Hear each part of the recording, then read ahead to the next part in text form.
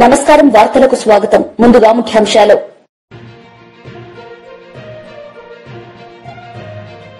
Telangana deputy CM బట్టి Vikramarka press meet పలు అంశాలపై వివరణ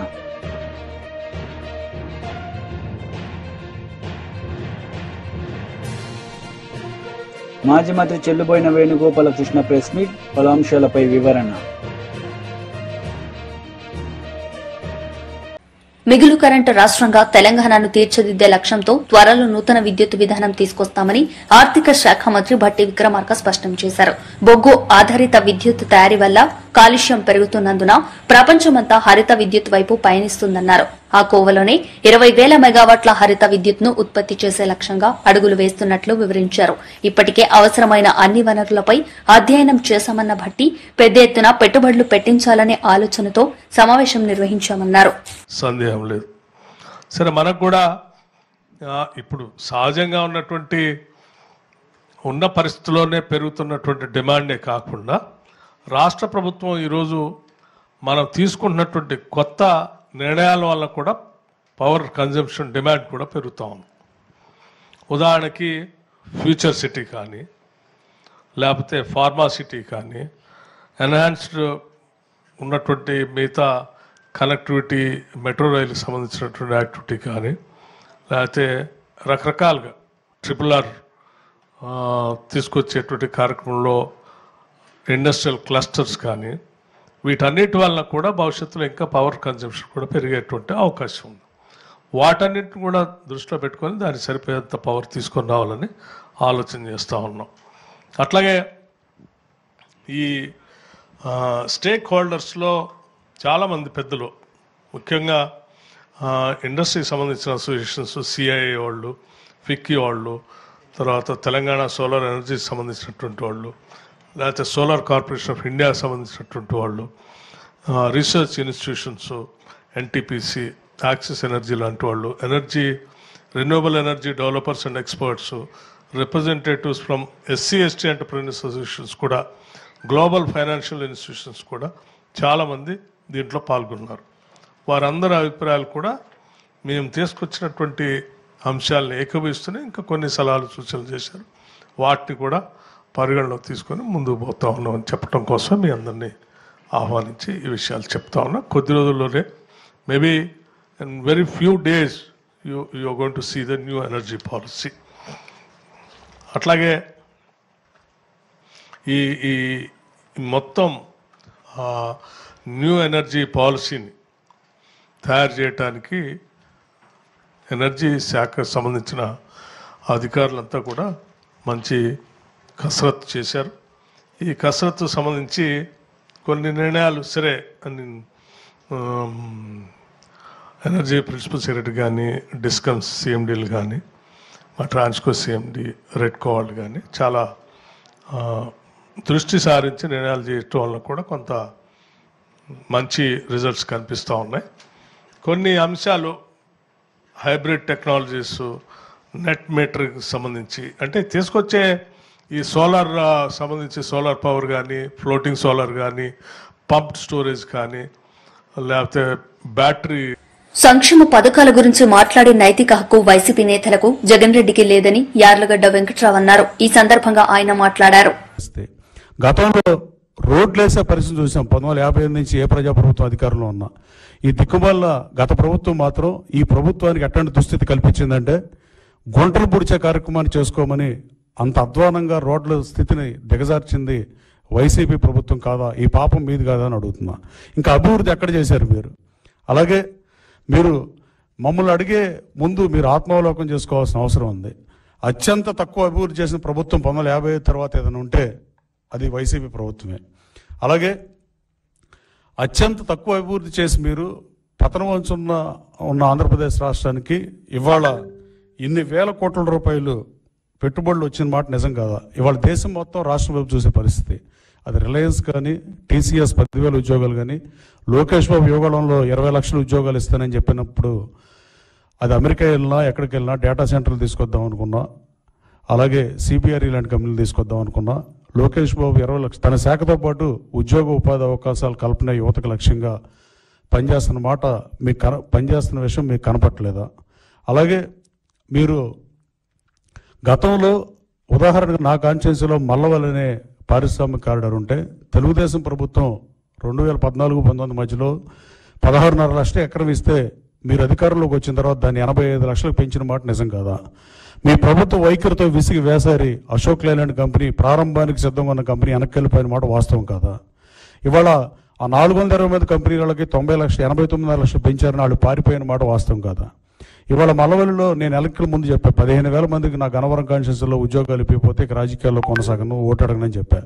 కానీ గౌరవ ముఖ్యమంత్రి గారు మన అసెంబ్లీలో విజన్ 2047 ప్రవేశపెట్టినప్పుడు 30,000 ఉద్యోగాలు మల్లవల్లిలో ఇస్తామన్న పరిస్థితి. వాళ్ళందరికీ మళ్ళీ 420 కంపెనీలు మళ్ళీ వచ్చే పరిస్థితి. 18 నెలల్లోపు రియల్ ఎస్టేట్ వ్యాపారం చేస్తున్నారు సార్ అని నేను గౌరవ ముఖ్యమంత్రి గారిని అడిగితే 24 నెలలకు కట్టపోతే అంటే ఆయన 6 నెలల్లోపు స్టార్ట్ చేయాలి, 18 నెలల్లోపు కంప్లీట్ చేయకపోతే ప్రభుత్వం వెనక్కి భూమి తీసుకుంటుంది ఇండస్ట్రేషన్ అని చెప్పిన మాట వాస్తవం కాదా? అంటే మేము చిత్తశుద్ధితో పనిచేస్తుంది మీకు కనపట్టలేదా లేదా వినపట్టలేదా? రాబోయే 20 నెలల్లో మల్లవల్లిలో 420 కంపెనీలు రావడం ఖాయం. ఎట్టి పరిస్థితుల్లో 30,000 మందికి 15,000 మందికి అని నేను అన్నా కానీ 30,000 మంది పైగా ఉద్యోగ ఉపాధి అవకాశాలు కల్పించడం కూడా ఖాయమే.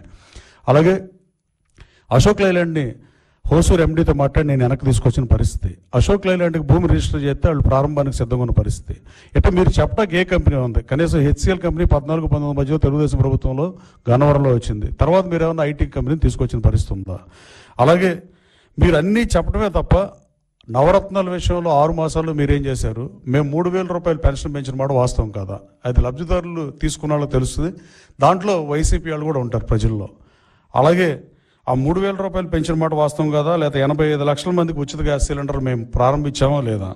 అలాగే 200 పైగా అన్న క్యాంటీన్లు ఈ రాష్ట్రంలో ప్రారంభమయ్యాయా లేవా? అలాగే 26 లక్షల టన్నుల ధాన్యాన్ని ఒక్కరోజు 2 రోజుల్లో మొత్తం ప్రభుత్వం కొనుగోలు చేసిన పరిస్థితి గత మీ ప్రభుత్వ హయాంలో ఎప్పుడైనా జరిగిందా? రైతుకి గిట్టుబాటు ధర సంగతి పక్క నుంచి, మద్దతు ధర పక్క నుంచి కనీసం ధాన్యం మీరు తీసుకున్నారా? జనవరిలో కృష్ణా జిల్లాలోనే 150 కోట్ల రూపాయలు బాకీ ఉన్న మాట వాస్తవం కదా పోయిన సంవత్సరం జనవరి పంటలో? అలాగే ఖరీఫ్కి రబీకి నీరు ఇవ్వని పరిస్థితి నిజం కదా? పాలనని గాలి కొదిలి వ్యవస్థల్ని నిర్వీర్యం చేసి రోడ్లను అతలాకుతలం చేసి పరిశ్రమలను పారిపోయేటట్టు చేసి మీరేదో అభివృద్ధి చేస్తే ఆ అభివృద్ధిని ఎన్డీఏ ప్రభుత్వం. వైఎస్ఆర్సీపీ అధ్యక్షులు మాజీ మంత్రి చెల్లుబోయిన శ్రీనివాస్ వేణుగోపాలకృష్ణ ప్రెస్ మీట్ నిర్వహించారు. ఈ సందర్భంగా ఆయన మాట్లాడారు. ప్రజాస్వామ్యంలో ప్రజలు పాలకుల పట్ల అచంచల విశ్వాసం కలిగి ఉంటారు. అంటే ఈ దేశానికి స్వాతంత్ర్యం రావడానికి కారణం ఒక రాజకీయ పార్టీ. ఈ దేశంలో పేదరికం నిర్మూలింపబడాలని పలు దఫాల ప్రయత్నాలు చేసినటువంటి సందర్భాల్లో కూడా రాజకీయ పార్టీలు ఉన్నాయి. అంటే రాజకీయ పార్టీల పట్ల, నాయకుల పట్ల ప్రజలకు ఉన్నటువంటి విశ్వాసం, నాయకుడు ఒక మాట చెప్తే నమ్మి ఓటు వేసినటువంటి ప్రజలు, నాయకుడు ఒక మాట చెప్తే నమ్మి ఓటు వేసినటువంటి ప్రజలు ఓటు వేసిన తర్వాత వారికి నాయకుడు ఇచ్చినటువంటి మాట అమలు చేయలేని సందర్భంలో, వారికి నాయకుడు ఇచ్చినటువంటి మాట అమలు చేయని సందర్భంలో ప్రశ్నించలేనటువంటి అతి విశ్వాసం ఈ కూటమి ప్రభుత్వంలో కనపడతా ఉంది. ఈ కూటమి ప్రభుత్వంలో కనపడతా ఉంది. కారణం ఏమిటంటే నేటి ముఖ్యమంత్రి ఎన్నికల ముందు ఎన్డీఏ కూటమిగా కొన్ని వాగ్దానాలు చేశారు. అందులో భారతీయ జనతా పార్టీ ఉంది, జనసేన పార్టీ ఉంది, తెలుగుదేశం పార్టీ ఉంది. కానీ వారి మేనిఫెస్టో సందర్భంలో ముగ్గురు వేదిక మీద ఉన్న ఇద్దరు మాత్రం, జనసేన నాయకుడు పవన్ కళ్యాణ్ గారు, తెలుగుదేశం పార్టీ నాయకుడు చంద్రబాబు నాయుడు గారు ప్రజలకి కొన్ని వాగ్దానాలు చేశారు. మేము అధికారంలోకి వస్తే సూపర్ 6 అమలు చేస్తామని, మేము అధికారంలోకి వస్తే సూపర్ 6 అమలు చేస్తామని చెప్పారు. 6 మాసాలు అయింది. సూపర్ 6 మాట ఎక్కడా కూడా కానరావడం లేదు. అంటే ఇది మోసం కదా? మీ మాటలు విని ప్రజలు ఓట్లు వేస్తే అధికారం చేపట్టిన మీరు ప్రజలను అతి ఘోరంగా మోసగించారంటానికి ఇంతకంటే ఉదాహరణ ఏముంది? అధికారం రాకముందు నాకు అనుభవం ఉందన్నారు. మీ అనుభవం ఈ రాష్ట్ర ప్రజలకి ఉపయోగపడుతుందని నమ్మారు ప్రజలు. అధికారంలోకి వచ్చిన తర్వాత అసెంబ్లీ సాక్షిగా భయమేస్తుంది అన్నారు. నాకు అనుభవం ఉందనే మాట నమ్మినటువంటి ప్రజలు భయం అనేటువంటి మాట విన్న తర్వాత విస్తుపోయారు. మీరు ఎన్నికల హామీలు ఇచ్చే సమయంలో ఈ రాష్ట్రంలో ఆదాయం ఎంత, అప్పులు ఎంత మీ అనుభవానికి తెలియలేదా, అందలేదా? ఆ రోజు మీరు చేసిన ప్రచారం ఏమిటి? MLA Gopireddy Srinivasareddy press meet నిర్వహించారు. ఈ సందర్భంగా ఆయన మాట్లాడారు. దేశంలోనే ఒక ఆదర్శమైన పథకం కింద ఎంతో పేరు ప్రఖ్యాతులు గడించి మన రాష్ట్రంలో అమలవుతున్న ఈ ఆరోగ్యశ్రీ పథకాన్ని స్టడీ చేయడానికి ఇతర రాష్ట్రాల నుంచి కూడా చాలామంది వచ్చి చూసి ఆరోగ్యశ్రీ పథకం కింద చాలా మంది బ్రహ్మాండమైన వైద్య చికిత్సల్ని, ముఖ్యంగా గుండె ఆపరేషన్లు పేదవాళ్ళకి ఆ రోజు నిజంగా కార్పొరేట్ హాస్పిటల్స్కి వెళ్ళి చేయించుకోలేక ఎంతోమంది మరి ఇంటి దగ్గరే చనిపోవడం జరుగుతూ ఉండేది. కానీ రాజశేఖర రెడ్డి గారు ఈ పథకం పెట్టిన తర్వాత ఎంతోమంది పేదవాళ్ళు కార్పొరేట్ హాస్పిటల్స్కి వెళ్ళి ఉచితంగా అనేక రకాల వైద్య సదుపాయాలను పొందడం జరిగింది. ముఖ్యంగా గుండె ఆపరేషన్లు కానీ, అట్లానే మరి విరిగిన కాళ్ళకి ఎముకలకి చికిత్సలు కానీ, వివిధ రకాల ఆపరేషన్లు అద్భుతంగా ప్రజలందరూ కూడా చాలా సంతోషంగా ఈ పథకాన్ని ఈరోజు స్వీకరించే కార్యక్రమం చేశారు.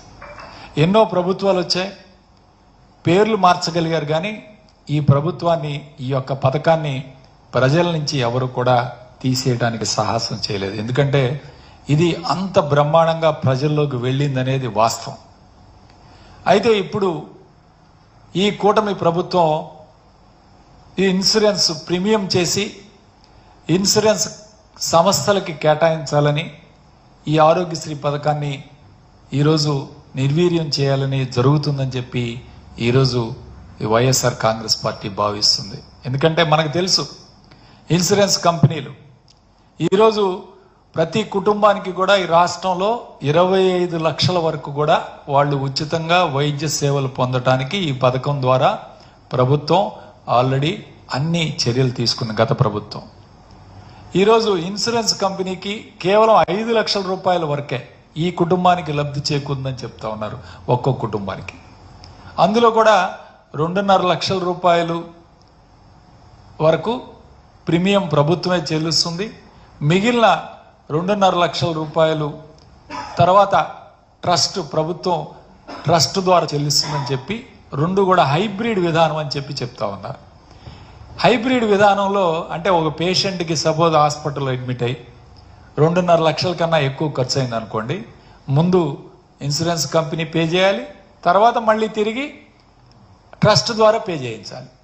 అంటే ఇది ఒక కలగోర గంపలాగా, అంటే ఒక పేషెంట్కి ఇంతవరకే మేము ఇస్తాము, ఇంతవరకు దాటితే మళ్ళీ ట్రస్ట్కి వెళ్లాల్సి వచ్చిందంటే ఎంతవరకు హాస్పిటల్స్ టేకప్ చేస్తాయి? ఒక అత్యవసర చికిత్స చేయాలి, లేకపోతే ఐసీయూలో ఉంటాడు పేషెంట్, ఐసీయూలో ఉన్న పేషెంట్కి ఎప్పుడు రికవర్ అవుతాడో చెప్పలేము. అలాంటి పేషెంట్లకి 2.5 లక్షల వరకే మేము ప్రీమియం చెల్లించాము, ఇన్సూరెన్స్ కంపెనీ ఇస్తుంది, మళ్ళీ తిరిగి. మాజీ మంత్రి కేటీఆర్ మీడియా సమావేశం నిర్వహించారు. ఈ సందర్భంగా ఆయన మాట్లాడారు. ప్రమాణంగా ఖాతాల పైసలు పడుతుండే, 1 కాదు 2 కాదు 73,000 కోట్ల రూపాయలు రైతుల ఖాతాల్లో వేసిన నాయకుడు 11 సీజన్ల పాటు కేసీఆర్ గారు. అదే మాదిరిగా 12వ సీజన్ కూడా మేము వేసినందుకు మొత్తం పైసలు జమ చేసి పెట్టినాం. 12వ సీజన్ కూడా మేము జమ చేసి పెట్టిన పైసలను ఇదే దిక్కుమాలిన కాంగ్రెస్ పార్టీ ఆనాటి పిసిసి అధ్యక్షుడు, ఈనాటి ముఖ్యమంత్రి రేవంత్ రెడ్డి ఎలక్షన్ కమిషన్కు ఉత్తరం రాసి ఆపిండు. లేకపోతే అప్పుడు ఆ పైసలు కూడా మేమే వేస్తుంటాం, 7,500 కోట్లు మేమే వేస్తుంటాం. ఈ ప్రభుత్వం వచ్చింది, సరే డిసెంబర్ 3 నాడు 2023లో కాంగ్రెస్ ప్రభుత్వం వచ్చింది. వచ్చినాక ఈ రోజు వరకు ఇప్పుడు సంవత్సరం దాటిపోయింది. సంవత్సరం దాటిపోయిన తర్వాత కూడా రూపాయి కూడా రైతు బంధు రూపంలో ఈ ప్రభుత్వం వేయలేదు. రూపాయి కూడా, అర పైసా కూడా రైతు బంధు కాంగ్రెస్ ప్రభుత్వం రైతులకు ఇయ్యలేదు. మేము ఆనాడు దాచిపెట్టిన పైసలు 7,500 కోట్లు ఏవైతుండేనో ఏదైతే వీళ్ళు అడ్డుకున్నారో ఎలక్షన్ కమిషన్కి ఉత్తరం రాసి దాన్ని మళ్ళీ తర్వాత మేమిచ్చిన పైసలనే, మేము పెట్టిన పైసలనే వీళ్ళు ఇచ్చిండ్రు తప్ప వీళ్ళు వచ్చినాక మాత్రం ఒక్క రూపాయి కూడా రైతు బంధు రూపంలో ఇచ్చిన పరిస్థితి లేదు. ఇవ్వకపోగా మీకు యాదకుండాలి వీళ్ళ మాటలు, వీళ్ళ డైలాగులు. ఇగో ఇది వీళ్ళు వరంగల్ డిక్లరేషన్ అని చెప్పి బిల్డప్. ఎన్నికలకు ముందు వరంగల్లో రైతు డిక్లరేషన్ అని చెప్పి రాహుల్ గాంధీ గారిని తెచ్చి ఒక పెద్ద బహిరంగ సభ పెట్టి రైతులను, రాష్ట్రంలోని రైతులను రాజులు చేస్తాం, కేసీఆర్ గారు మీకు అన్యాయం చేసిండు, మేము మిమ్మల్ని ఉద్ధరిస్తామని చెప్పి ఎంత బిల్డప్ ఇచ్చిండ్రంటే రైతు భరోసా కింద 15,000 ప్రతి ఎకరానికి ఇస్తాం, కౌలు రైతులకు కూడా 22 లక్షల మంది కౌలు రైతులకు కూడా ల్యాండ్ ఓనర్స్ తో పాటు కౌలు రైతులకు ఇస్తాం. ఇది వాళ్ళ డిక్లరేషన్. అదే మాదిరిగా ఒకటేసారి ఏకకాలంలో 2 లక్షల రుణమాఫీ చేస్తాం, రైతు కూలీలకు కూడా 12,000 ఇస్తాం, బోనస్ 500 రూపాయలు ఇస్తాం. ఇక చాలా చెప్పిండ్రు కథలు. ఇక ఇది వాళ్ళ రైతు డిక్లరేషన్. ఇది మళ్ళీ వాళ్ళ మేనిఫెస్టోలో వాళ్ళు ఇచ్చిన హామీలు, వ్యవసాయ రంగానికి వాళ్ళు ఇచ్చిన హామీలు చదివితే చాటుతాడంత లిస్ట్ ఉంది. ఎట్లా ఉంది పరిస్థితి అంటే ఎన్నికలకు ముందేమో కాంగ్రెస్ ఇస్తుంది రైతు డిక్లరేషన్, కాంగ్రెస్ ఎన్నికలకు ముందు రైతు డిక్లరేషన్ పేరిట బిల్డప్. కానీ ఎన్నికలు అయిపోయినాక ఇప్పుడేంది, రైతులు ఊళ్ళలో ప్రమాణ పత్రమే అన్నట, గవర్నమెంట్కు రైతు ప్రమాణ పత్రమే అన్నట్టు. ఇప్పుడు ఇక ఇంతకంటే విచిత్రమైన ముచ్చట మేమైతే అన్నట్టు వినలేదు. మాకు ఇంకా ఆశ్చర్యం ఎక్కడ అనిపిస్తుందంటే ఇదే ప్రభుత్వం, కాంగ్రెస్ ప్రభుత్వం రాగానే వచ్చిన మొదటి 10-15 రోజులలోనే ఈ డ్రామా షురూ చేసిండ్రు. ఏమని పెట్టి రానాడు, ప్రజాపాలన దరఖాస్తులు పెట్టుకోండి అంటే పాపం 1,06,00,000 మంది దరఖాస్తులు పెట్టుకున్నారు. ఈ దరఖాస్తులలో మీరు చూడొచ్చు స్పష్టంగా రాసింది, ఇక్కడ రెడ్ మార్క్ తోని ఇక్కడ మార్క్ చేసి ఉంది. ఈ దరఖాస్తులు దేనికి తీసుకున్నారు అన్నాడు, దేనికంటే మహాలక్ష్మి, రైతు భరోసా, గృహజ్యోతి, ఇందిరమ్మ ఇండ్లు, చేయూత పథకంల కొరకు. ఈ ప్రజాపాలన దరఖాస్తులు 1,06,00,000 దరఖాస్తులు రాష్ట్ర ప్రభుత్వం స్వీకరించింది. ప్రజాపాలన అయిపోయినాక చెప్పింది, మేము స్వీకరించినాం దరఖాస్తులు, మాకు దరఖాస్తులు అందినాయి, ముట్టినాయి. టీపీయూఎస్ సమావేశంలో కేంద్ర మంత్రి కిషన్ రెడ్డి పాల్గొన్నారు. ఈ సందర్భంగా ఆయన మాట్లాడారు. ప్రజాప్రతినిధిగా శాసన మండలిలో మీకు అవకాశం ప్రత్యేకంగా ఉంది. మీరు జనరల్గా ఓటు హక్కు ద్వారా మీ యొక్క గ్రామ వార్డు కావచ్చు, సర్పంచ్ కావచ్చు, ఎంపీటీసీ కావచ్చు, జెడ్పీటీసీ కావచ్చు, ఎమ్మెల్యే కావచ్చు, ఎంపీ కావచ్చు, కౌన్సిలర్ కావచ్చు, వేసేటువంటి ఓటుకు అదనంగా మీకు ప్రత్యేకమైనటువంటి ఓటు హక్కు ఒక ఉపాధ్యాయులుగా మీకున్నది. సమాజంలో గ్రాడ్యుయేట్స్ తర్వాత మీకే ప్రత్యేకమైనటువంటి ఓటు ఉంది. కాబట్టి ఎవరు పెద్ద ఆలోచన చేసి ఉపాధ్యాయులు ఈ దేశాన్ని నిర్మాణంలో కీలక పాత్ర పోషిస్తున్నారు, దేశ పునర్నిర్మాణంలో వారు భాగస్వాములు అవుతున్నారు. కాబట్టి ఆ ఉపాధ్యాయులకు సమస్యలు ఈరోజు అనేకం ఉంటాయి. ఆ సమస్యలు పరిష్కారం చేయాలి. ఉపాధ్యాయులు సంతోషంగా ఉంటేనే సమాజం సంతోషంగా ఉంటుంది. ఉపాధ్యాయులు సమస్యలు ఉంటే సమాజం సంతోషంగా ఉండదు. ఉపాధ్యాయులు మరి సంతోషంగా ఉంటేనే భావి భారత దేశం అద్భుతంగా నిర్మాణం జరుగుతుంది అనేటువంటి ఆలోచనతోటి ఉపాధ్యాయులు ప్రత్యేకంగా కౌన్సిల్లో ప్రత్యేకమైనటువంటి కాన్స్టిట్యున్సీగా మీ ఓటు హక్కు ద్వారా శాసన మండలికి మీకు ఈ విధంగా చట్టంలో రూపకల్పన చేయడం జరిగింది. కానీ ఇటీవల కాలంలో ఆ బాధ్యత నుంచి ఎంతైతే మీ ఉపాధ్యాయుల తరఫున పోరాటం చేసేటువంటి పరిస్థితి నుంచి గత 10-15 సంవత్సరాలుగా నీరు గారుస్తూ వస్తున్న విషయాన్ని మనం చూస్తా ఉన్నాం. అందుకే భారతీయ జనతా పార్టీ మరి ఉపాధ్యాయుల నియోజకవర్గం గురించి పోటీ చేయాలని చెప్పి నిర్ణయం తీసుకొని గత కొన్ని రోజులుగా భారతీయ జనతా పార్టీ పోటీ చేస్తుంది.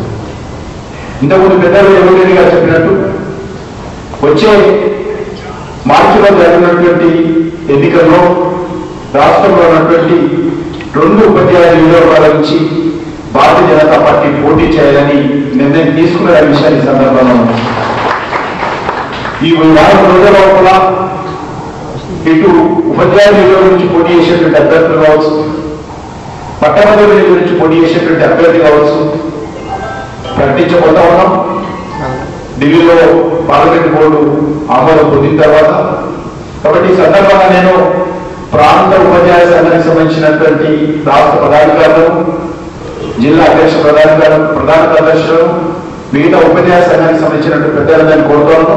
మీ యొక్క మద్దతు భారతీయ జనతా పార్టీ అభ్యర్థులకు ఇవ్వాల్సిందిగా కూడా నేను మనస్ఫూర్తిగా మిమ్మల్ని కోరుతా ఉన్నాను. నేను మిమ్మల్ని మాత్రమే కాదు, మిగతా ఉపాధ్యాయ సంఘాలు ఏవైతున్నాయో వాళ్ళందరూ కూడా అడుగుతా ఉన్నాను. ఈరోజు తెలంగాణ కోసం కావచ్చు, తెలంగాణ రాష్ట్రంలో ఈరోజు ఉపాధ్యాయుల సమస్యల పరిష్కారం కోసం కావచ్చు, ఒక నిర్మాణాత్మకమైనటువంటి ప్రతిపక్ష పాత్రగా ఉపాధ్యాయుల పక్షాన నిలబడి ఈరోజు మరి భారతీయ జనతా పార్టీ పోరాటం చేస్తుంది. కాబట్టి మీరు తప్పకుండా మద్దతు ఇవ్వాల్సిందిగా కోరుతాము. 10 సంవత్సరాల టీఆర్ఎస్ పాలనలో ఏ రకంగా కౌన్సిల్ వ్యవస్థను నిర్వీర్యం చేశారో మనం చూశాం. కౌన్సిల్ అనేది ఒకటి ఉంది, దాంట్లో నిరుద్యోగ సమస్యలు కానీ, ప్రజా సమస్యలు కానీ, తెలంగాణ సమస్యలు కానీ, ఉపాధ్యాయ సమస్యలు కానీ చర్చించాలి, వాటికి ఒక పరిష్కార మార్గం కనుగొనాలనేటువంటి ఆలోచనలో మరి బీఆర్ఎస్ ప్రభుత్వం ఏ రోజు కూడా ఆలోచన చేయలేదు. కౌన్సిల్ వ్యవస్థనే నిర్వీర్యం చేసేటువంటి పరిస్థితి చేసింది.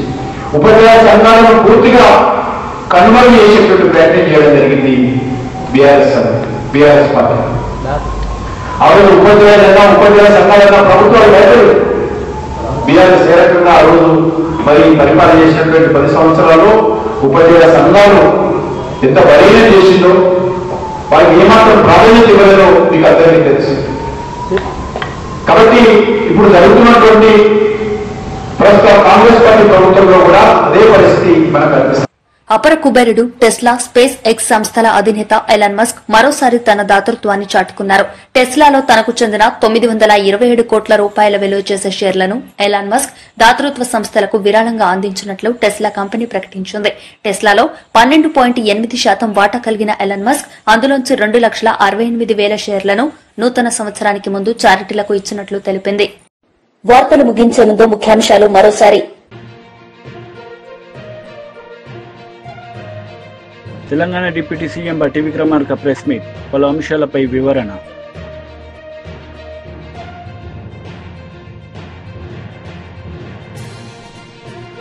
మాజీ మంత్రి చెల్లుబోయిన వేణుగోపాలకృష్ణ ప్రెస్ మీట్, పలు అంశాలపై వివరణ. ఈ వార్తలు ఇంతటితో సమాప్తం. తిరిగి ప్రసారమయ్యే వార్తల్లో మళ్లీ కలుద్దాం. అంతవరకు సెలవు. నమస్తే.